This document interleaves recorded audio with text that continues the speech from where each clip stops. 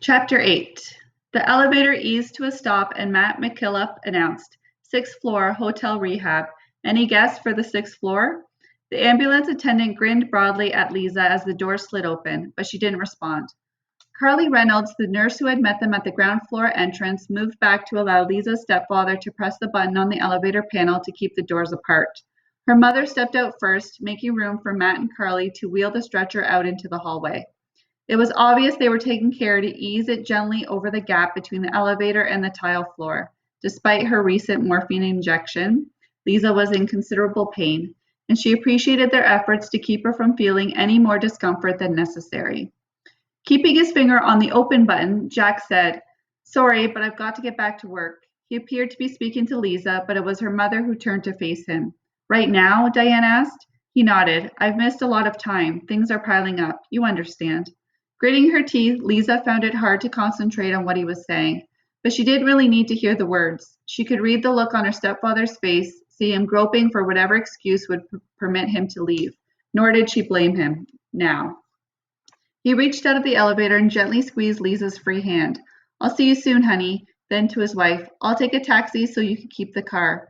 He released the button and the door slid shut. Lisa watched her mother stare at the elevator for a moment, trying to rearrange the expression on her face into something other than disapproval. Lisa wanted to tell her it was okay. Of course, it hadn't been okay at first. She'd learned that Jack had been to the hospital only a handful of times while she was in the coma, and he hadn't stayed long after she'd regained consciousness. In the short time he was there, she'd noticed how he avoided her eyes when he spoke to her, his gaze fixed on some point above her head. Not that Lisa commented on this. She was only concerned about one thing now, the next morphine injection that made the pain less immediate, more bearable. She'd watched her stepfather that morning as they wheeled her stretcher down the hospital corridor toward the elevators and the waiting ambulance in preparation for the ride to the Halifax Rehabilitation Center. Watched him glance furtively through open doorways at patients in rooms along the hall. If someone's eyes happened to meet his, he looked away quickly, his face drawn, his lips a straight line. It was then that she realized how hard this had been for him. First Ellen, and now her. No, she didn't blame her stepfather. How could she? The night before, she had tried to look at the pile of cards and notes she'd received, but the pain had made the task unbearable, and she'd given up after reading only a few. She noted, however, that nearly all of them had arrived within a day or two of her accident, and only Jen and Robin had called her mother in the last 2 weeks to ask about Lisa and pass along good thoughts. Neither had asked when they could visit. No, she couldn't blame her stepfather for not wanting to be there. No one else did either, herself less than anyone. "Well then," her mother said, and Lisa could hear her trying her best to mask the annoyance in her voice as she turned to the others. "Lead on." Rolling the stretcher down the hall, the ambulance attendant resumed the steady patter he'd begun the moment he'd arrived at the ACU. He talked about growing up in Conception Bay, Newfoundland, about the basketball team he played on in his spare time, about the best choices for pets, the rising cost of gasoline, how buying in bulk never seemed to save him any money.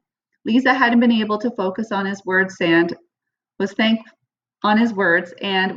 that her mother had responded with equally meaningless small talk, but now her mother was quiet. As if sensing the sudden awkwardness, Matt McKillop began cracking jokes nonstop in his thick Newfoundland accent. By the time they'd reached Lisa's room, the nurse was laughing out loud, and even her mother had begun to smile. Lisa, however, stared straight ahead. The rehab sixth floor was where she'd be living for at least the next 3 months, and she fought to keep a lemon-sized lump of homesickness from rising in her throat. How different this place was from their cozy two-story on Connaught Avenue. There, everything was color and light. An interior decorator, her mother had transformed their home from its original traditional blandness into a stylish combination of comfort and elegance that drew admiring comments from everyone who saw it. Now, as the attendant steered the stretcher through a doorway near the end of the hall, Lisa's heart sank. She closed her eyes to the beige walls and listened to the sounds around her.